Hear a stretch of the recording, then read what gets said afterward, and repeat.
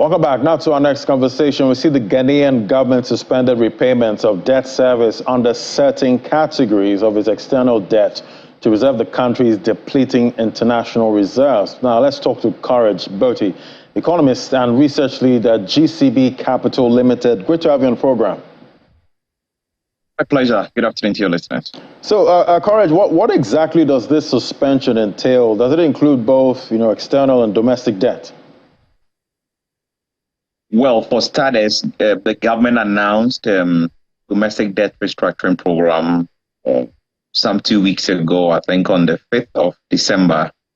And I think indicated at the time that the details of external debt restructuring was going to come.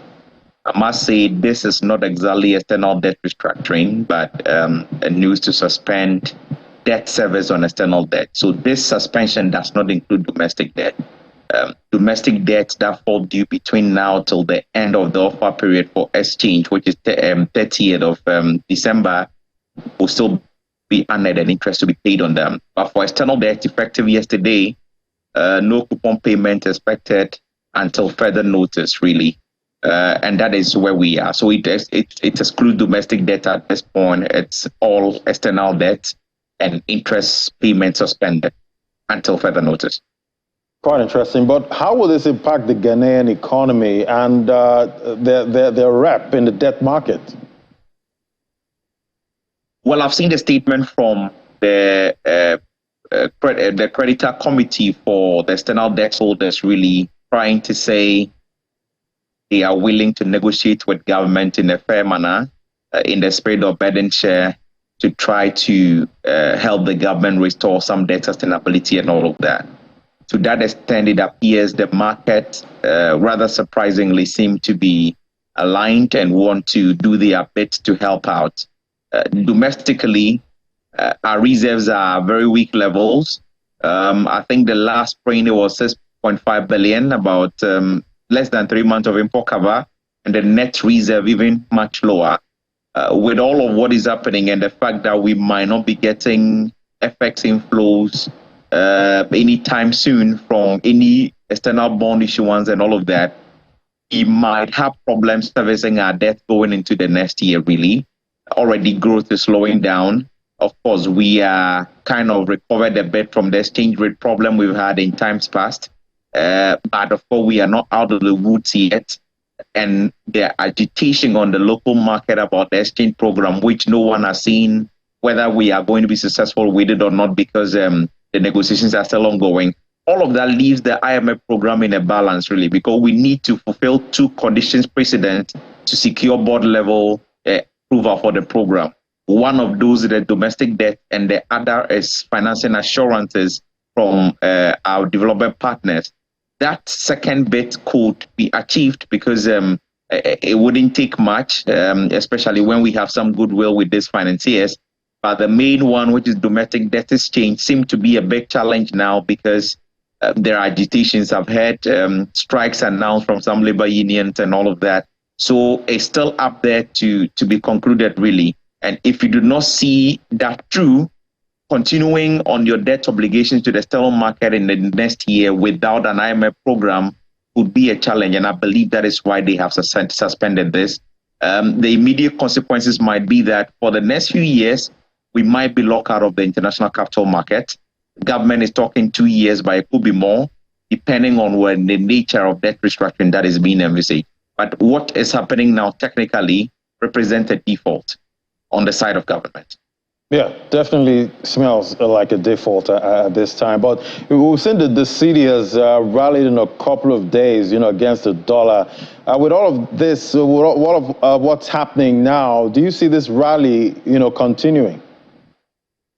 In the last few days, say 3-4 days, it's been some stability, really. And so it tells you the wild run of appreciation is kind of over. I think it's motivated by the staff level agreement. It's motivated by the cedi stabilizing around 50 and the speculators taking their profits. And of course, some interventions from the Bank of Ghana. But this run will not continue forever. And already it appears we are at a stable point.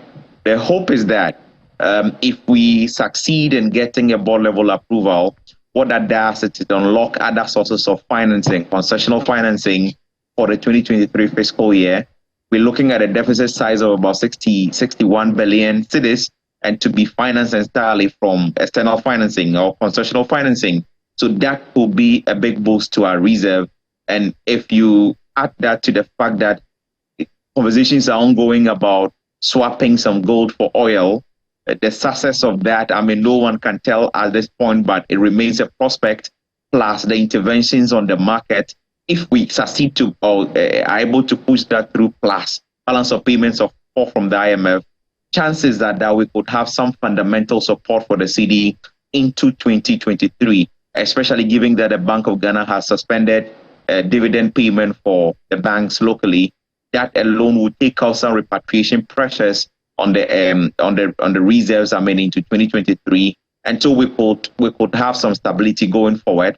But it's a fluid situation; it changes every day, and probably the next news could actually change the direction. But as things stand now, it looks like we've reached a stable point or stability point for the cedi.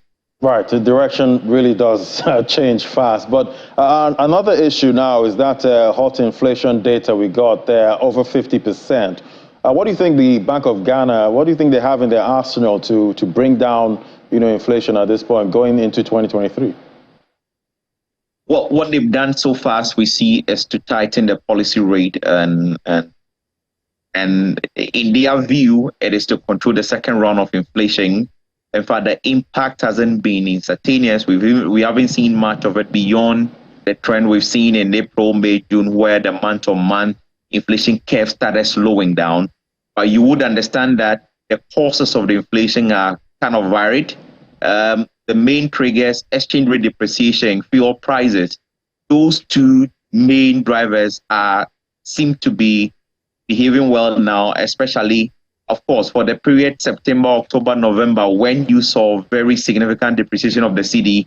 It is actually the reason you will see that kind of jump, magnitude of jump, as we saw in November. But now there is a sharp correction. Year-to-date depreciation is looking like 23%. And then, of course, we've seen also that result in decline in fuel price at the pump, because the pricing of fuel in Ghana is determined mainly by the margins, the exchange rate, and of course, the international price of crude oil. And so crude oil prices are falling on the world market, exchange rate is strengthening or has strengthened, and the margins are the same, really.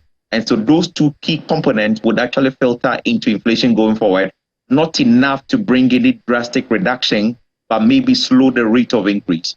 January policy meeting most likely will consider another rate hike in light of the significant jump we saw in November. But I guess we are approaching the end of the inflation cycle. The simulations I'm doing suggest we will peak maybe in February or March, and thereafter there could be a decline, really. So we are almost at the tip of inflation. All right, everyone's still battling inflation, hoping for that peak, at some point. Thank you so much, Courage Boti, economist and research lead, GCB Capital Limited. Thank you. My pleasure.